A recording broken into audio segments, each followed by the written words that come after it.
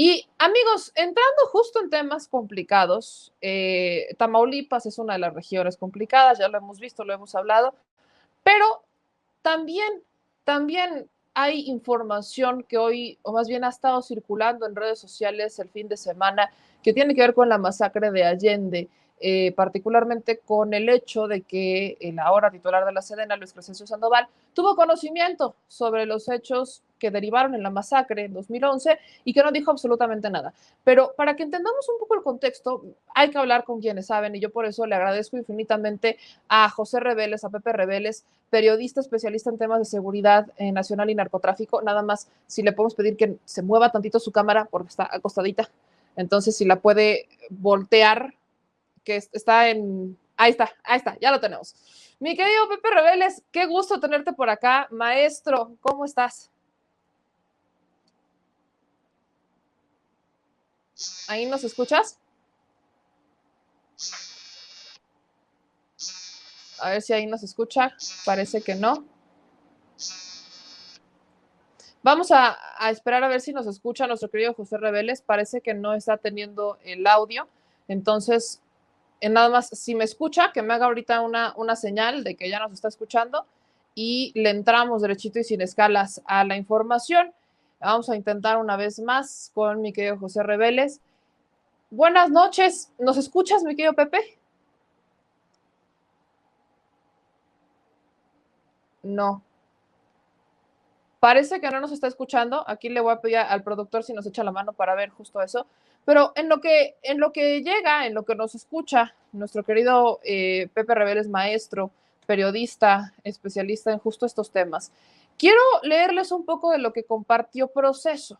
Aquí es más, tengo esta nota y brinca mucho lo que habría compartido Proceso en su momento, porque dicen que Luis Crescencio Sandoval tuvo conocimiento de lo que ocurre en la masacre de Allende y que no dijo absolutamente nada, no dicen, guardó silencio. Es un reportaje, es una nota de la revista Proceso, aquí se los comparto incluso, y dice, masacre de Allende, el silencio del general. Según esta información, documentos de la Sedena confirman que los comandantes de la Sexta Zona Militar y de la Guarnición de Piedras Negras, bajo el mando del general Luis Crescencio Sandoval, fueron informados sobre los asesinatos masivos de los Zetas en Allende y otros municipios del norte de Coahuila y no hicieron absolutamente nada. Según narra esta publicación de Proceso, 2 días después de que los Zetas arrasaron el 18 de marzo de 2011 con el pueblo de Allende y atacaron la ciudad de Piedras Negras y varios municipios del norte de Coahuila, con saldo de más de 300 muertos y desaparecidos, según testimonios civiles, familiares de víctimas denunciaron los hechos al 14 Regimiento de Caballería con sede en Musquis, el cual los notificó a la Sexta Zona Militar con sede en Saltillo y a la guarnición de Piedras Negras, esta última a cargo del general Luis Crescencio Sandoval, actual secretario de la Defensa Nacional. Pese a la gravedad de los sucesos, los militares no actuaron y al igual que los gobiernos estatales y federales guardaron silencio. Esto, mis amigos, pone en aprietos, vamos a decirle, a Luis Crescencio Sandoval. Pero, a ver, vamos incluso a un punto más allá. ¿Le hablaron a Luis Crescencio Sandoval para ver si efectivamente guardó silencio? Y esa es mi pregunta principal. Ahora, también hay que mencionar que los militares, pues siempre han estado siempre han tenido información de cierta manera privilegiada, ¿no? Porque existe inteligencia militar, porque ellos son el contacto, el primer contacto que se tiene muchas veces con el crimen organizado y tienen información. De ahí a que no haya hecho nada, hay una investigación pendiente. Ojo con eso. ¿Qué tanto supo y qué tanto no supo Luis Crescencio Sandoval y qué tanto estuvo o no estuvo en sus manos? Vamos a ver si ya nos escuchará nuestro equipo de Rebeldes. Parece que sí, o no sé. Como está en el celular, no puede ver el WhatsApp. Ah, ok. Vamos a ver si ahí nos escucha. Está otra vez la cámara flipada y se nos frició un poquito la imagen. Pero ya parece que ya. A ver, es nada más que nos haga una señal, una manita arriba si nos escucha nuestro querido Pepe Reveles para poder darle con el enlace. Ahí parece que sí. A ver, pues vamos a entrar derechito y sin escalas, vamos a hacer esta prueba. José Reveles, Buenas noches, ¿ya nos escuchas? A ver si. No, todavía no nos escucha. Vamos a intentar el enlace vía telefónica para quitarnos de problemas porque no tenemos aquí lamentablemente no nos está escuchando a través de la cámara. Entonces vamos a hacerlo vía telefónica mejor y nos quitamos de choro mareador para todas y todos ustedes. Pero continúo un poquito con esta información que les mencionaba aquí de proceso, en donde la masacre de Allende, en la que según familias de las víctimas hubo más de 300 personas muertas o desaparecidas, se mantuvo oculta durante casi 2 años. Ninguna autoridad federal, estatal o municipal informó oficialmente sobre ello. Los documentos de la Sedena fueron publicados por la organización académica National Security Archive, con sede en Washington, fundada en 1985 por periodistas y académicos, la cual alberga la colección de documentos desclasificados más grande del mundo. Los documentos a los cuales Proceso tuvo copias están fechados del 20 y 28 de marzo de 2011, en plena guerra contra el narcotráfico del entonces presidente Felipe Calderón. Los reportes internos de la Sedena registran las denuncias que recibió el Regimiento de Caballería con sede en Musquis por parte de personas cuyos familiares fueron secuestrados por los Zetas y que fueron turnadas a la guarnición de Piedras Negras al mando del general Crescencio Sandoval y a la sexta zona militar, comandada entonces por el general Dagoberto Espinosa Rodríguez, actual director del Instituto de Seguridad Social para las Fuerzas Armadas. Ese es el contexto que publica Proceso, y Proceso insiste en que el general, el ahora titular de la Secretaría de la Defensa Nacional, no hizo absolutamente nada pese a tener información. Pero ahora sí ya tenemos vía telefónica a José Reveles, periodista, especialista en temas de seguridad nacional y narcotráfico. Mi querido Pepe, después de toda la dinámica, ¿cómo estás? Buenas noches. Te agradezco muchísimo, muy buenas noches y mil disculpas porque tuve problemas ahí técnicos. Pero No, me parece que es muy relevante lo que está publicando Proceso, sobre todo porque son archivos desclasificados por una organización académica de los Estados Unidos. Y están las fotocopias, aunque están testados, ¿no? Pues de todas maneras se sabe exactamente de qué se trata y están las fechas, están las denuncias muy puntuales de este ataque. Un ataque sin precedentes porque está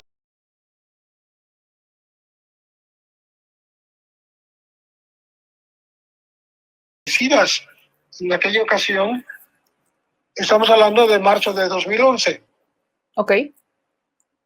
Entonces, todo esto hace que veamos la inacción de las autoridades frente a la actividad de grupos delincuenciales como los Zetas.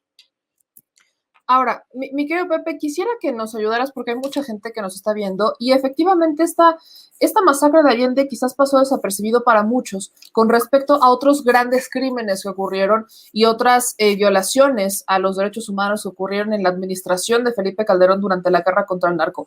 ¿Qué es lo que tú recuerdas de la masacre de Allende, particularmente para que la audiencia se empape un poquito sobre este tema y justo darle sentido a lo que publica Proceso y al pues el que el general Luis Crescencio Sandoval no hiciera absolutamente nada pese a tener la información? Sí, espero que no se escuche el eco que yo estoy escuchando. No, pero se escucha bien. De todas maneras, se dan nombres de los comandantes, el general Dagoberto Espinosa Rodríguez, que actualmente es director del Instituto de Seguridad Social para las Fuerzas Armadas, y otros funcionarios que no solo desoyeron el llamado de la población, sino que mantuvieron callado durante por lo menos un par de días la información para la prensa, para la opinión pública. O sea, la gente de Tamaulipas no sabía lo que estaba pasando en Tamaulipas. Y hay que agregar aquí que se trató de una mala acción, un error, vamos a decir, más que error, una información que dio a conocer el gobierno de Estados Unidos junto con el gobierno mexicano en contra de los Zetas, y los Zetas por eso tomaron venganza, porque se dieron cuenta de que estaban siendo denunciados y tomaron venganza contra el poblado. Ahora, Miguel Pepe, ¿Qué pasa? ¿Cómo queda Luis Crescencio Sandoval en esta situación? ¿Cómo queda el general, el ahora titular de la Secretaría de la Defensa Nacional, en tiempos en donde incluso se habla de un juicio a expresidentes por situaciones como esta? En el caso de Felipe Calderón, son muchos los delitos por los que buscarían procesarlo, incluido la masacre de Allende. Pero ¿cómo queda el titular de la Sedena, que es titular de la Sedena en tiempos de la 4T? ¿Cómo queda Luis Crescencio Sandoval? ¿Qué podemos entender de su inacción? Pues ha habido gravísimas omisiones por parte del Ejército y también de la Marina, ahí mismo en Tamaulipas, ¿no? En donde, por ejemplo, ha habido más de 20 desaparecidos cuyo paradero ni siquiera se admite, o sea, no se admite que lo tengan ellos, y tampoco se da la información. O sea, las familias sufren y, entre tanto, no hay autoridad que les responda. Creo que eso está ocurriendo muchísimo en el norte del país y me parece muy grave. ¿Cómo es la situación entre los cárteles en Tamaulipas? Te lo pregunto porque actualmente, bueno, hace un momento hablaba con Marta Olivia López, periodista de En un 2x3 Tamaulipas, y retomábamos la situación en Reynosa, que incluso hay organizaciones que reportan que Tamaulipas no está informando las cifras reales de cómo está la incidencia delictiva, el crimen organizado y las disputas de territorio en sus informes que da al gobierno federal y a la población en general. ¿Qué es lo que pasa en el norte del país? ¿Cuáles son los grupos criminales que hoy por hoy se están disputando las plazas, que hoy por hoy están haciendo estas peleas y cobrando vidas inocentes en su paso? Hay grupos que se han dividido, que se están peleando entre sí por la hegemonía, incluso han adquirido nuevos nombres y ya no son nada más Golfo y Zetas, sino se habla del Golfo, del Cártel del Noroeste, de grupos más nuevos que entre sí se disputan el dominio del territorio. Esa es la gravedad del asunto. Y la población pues, queda a merced de estos ataques. De hecho, lo que hicieron este fin de semana tiene que ver precisamente con esa forma tan extraña que tienen los delincuentes organizados de decir aquí estoy presente. O sea, no van a matar a sus enemigos, van a matar a población civil, van a demostrar que ellos son los que mandan en la plaza y que su presencia tiene que ser pues temida, que tiene que infundir terror. Y eso en Tamaulipas ha sido la constante en muchas ocasiones, desde los indocumentados que han muerto en ese estado, hasta los que aparecieron en San Fernando, las fosas que aparecieron en San Fernando en 2011, una serie de actos de masacres masivas que no tienen solución, no se les ha dado solución, siguen ahí pendientes de justicia para la satisfacción de los familiares. Estos grupos que me mencionas, ¿a consecuencia de qué son o a consecuencia de qué se originan? Porque me dices, son grupos nuevos. ¿Son consecuencia de alguna manera de la guerra contra el narco? Son unos de los viejos grupos conocidos, los antiguos Cártel del Golfo y Zetas. O sea, no es que hayan surgido de la nada, son desprendimientos, son personas que tratan, o grupos que tratan de quitarles la hegemonía a los que fueron sus jefes. Eso es lo que está pasando, no es nada más en Tamaulipas, sino en muchos lugares del país donde se subdividen. Yo creo que de los que más se han subdividido, por ejemplo, son los Beltrán Leiva. Los Beltrán Leiva, tanto en Nayarit como en Guerrero, como en Michoacán, como en Morelos, están súper divididos y lo que generan es mucho más violencia. Regreso un poquito a la publicación de Procesos sobre el masacre de Allende, el silencio del general. Esta publicación, ¿cómo debería de tomarla el gobierno federal? ¿Qué esperaríamos o qué deberíamos esperar de un general en una cuarta transformación? Que sean abiertos, se han dicho abiertos a que se conozcan los orígenes, que se sepa toda la verdad. ¿Consideras tú que tiene lo suficiente como para que entonces el Luis Crescencio Sandoval pues diga e informe qué es lo que él supo particularmente y por qué no hizo o qué hizo que no se supo en ese momento? Sí, yo creo que tendría que dar cuenta a la opinión pública y a sus propios superiores de qué fue lo que pasó. Porque si hubiese una falla en estos informes que vienen de Estados Unidos y en el ínterin existió algún documento que pueda probar que sí se informó del asunto a las autoridades, bueno, pues salvaría la cara. Pero hasta ahorita no han dado ninguna respuesta. Y queda como vigente esta afirmación de la revista Proceso basada en este grupo investigador que es muy conocido de los Estados Unidos, que preside Pat Doyle. Ahora te pregunto, tomando en cuenta esto, tomando en cuenta lo que me decías de la situación con el crimen organizado, lo que ocurrió en Tamaulipas y todos estos contextos del crimen organizado, sobre todo en el norte del país, ¿a quién es el llamado? ¿Quién debe de reaccionar? Se habla de una reforma en la Guardia Nacional, se habla de militarización, otros dicen no es militarización, pero tampoco vemos que muchos estados estén invirtiéndole en profesionalizar o en dar mejores condiciones laborales a los policías estatales y municipales. Entonces, es una situación que efectivamente no se resuelve ni siquiera con una guerra contra el narco, ni con el combate frontal, como le decían los que son pro este tipo de acciones, las de Felipe Calderón, y que ahora con el congelamiento de cuentas o con la estrategia que implementa la 4T, pues vemos que no se ha modificado tanto el panorama. Algunas personas no están de acuerdo con eso y dicen que las cosas se han cambiado, pero ¿hacia dónde debe de voltear el gobierno? ¿Qué acciones deberían de ponerse sobre la mesa al análisis para ver qué está bien y qué está mal? Sí, yo creo que hace falta romper ese círculo vicioso que viene desde hace varios sexenios, que tiene que ver con la promesa de formar policías, de darles una capacitación, de que pasen sus exámenes de confianza y que por tanto sean eficientes y no honrados, que no cometan violaciones a los derechos humanos, que no torturen, que no desaparezcan gente, que no se alíen con la delincuencia organizada, porque eso no ha podido frenarse. Desgraciadamente, las policías estatales siguen y las municipales siguen sin estar preparadas y ya va para una eternidad que esto ocurre y no se le pone remedio. Cada vez se promete que va a ocurrir, pero no logran o no hay recursos suficientes o los estados no asumen su responsabilidad y no terminan de capacitarse las policías y por tanto sigue habiendo militares en las calles, marinos en las calles, porque las policías no funcionan. Ese círculo tiene que romperse, pero ya. Ahora, por último, Pepe Reveles, periodista especialista en temas de seguridad nacional y narcotráfico. ¿Cómo queda el secretario de Defensa Nacional para combatir al crimen organizado con la promesa de que la Guardia Nacional prácticamente se le regresaría, o esa es la intención del gobierno federal, a la Sedena y sacándola del mando civil en la Secretaría de Seguridad?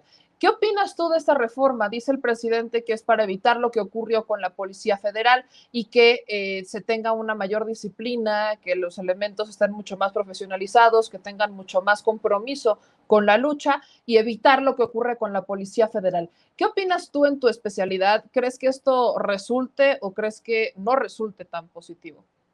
Es lo que te decía hace un momento, ha habido siempre la intención de componer este tema que es una deuda, es un expediente que sigue ahí por cumplirse, el que las policías sean eficientes. Y por tanto, una Guardia Nacional que nació con pues la promesa, con la intención de que fuera ciudadanizada, ¿no? Ahora se acepta que va a tener que ponerse bajo la férula del ejército para poder funcionar. Y yo creo que tal vez será así de esa manera, pero no es lo que se dijo al principio. Entonces estamos cambiando a medio camino de solución y yo espero que pues venga como venga la crítica que surja por este cambio de paradigma, vamos a decir, que sí funcione, que la Guardia Nacional como nuevo cuerpo pues tenga la capacidad de disciplinarse, acogerse a las nuevas reglas, tener la preparación debida y que no se convierta en efecto, como dice el gobierno, pues en la vieja Policía Judicial Federal, que era un nido de corrupción. Pepe Reveles, no quisiera perder la oportunidad, aprovechando que tenemos por acá, ¿qué ajustes se están viendo en los grupos del crimen organizado, tomando en cuenta la detención de Emma Coronel, el que se haya declarado culpable, el que esté esperando sentencia, el que se esté buscando, mucho hemos hablado del Güero Palma, ¿no? Que dice, él ya tendría que estar fuera, ha dicho que es un preso político y que no, ya no tiene caso, ya pagó y hasta sale debiendo, mencionaba para la revista, para el diario Financiero. Y estos ajustes, ¿cómo se están manejando? ¿Ha mermado la detención de Emma Coronel? ¿Ha afectado en algo? ¿Ha hecho algún cambio quizás entre los grupos criminales más grandes? ¿Se espera quizás que con el Güero Palma el gobierno federal dice vamos a esperar, vamos a investigar si no tiene otras deudas para evitar que ocurra lo que ocurre con Caro Quintero? ¿Hay algún movimiento con estos encarcelamientos y posibles liberaciones? Antes de que Emma Coronel fuera capturada o se entregara, porque esa es la versión de que ella fue y se entregó después de que la DEA la presionó y le dijo que iba a negociar con ella lo más leve posible una condena. Entonces ella se habría ido a entregar en febrero allá a los Estados Unidos, pero no es un personaje relevante dentro del cártel de Sinaloa. Sí, al lado de su esposo, parece que está confesando que cometió ilícitos que incluyen el tráfico de drogas, la negociación de pagos, movimiento de dinero, lavado, etcétera. Pero eso no afecta mayormente a la operación del cártel. El grupo de Sinaloa sigue siendo todavía el más fuerte del país, pese a que le pisan los talones el cártel Jalisco Nueva Generación, y no requiere de una jovencita como es Emma Coronel para rehacerse o reacomodarse. Ella en realidad está en el peor de los mundos posibles, porque a ella le puede ir mal si las cosas no resultan como lo pactó con la DEA. Yo no sé cómo estén sus gemelas, si están bajo buen resguardo.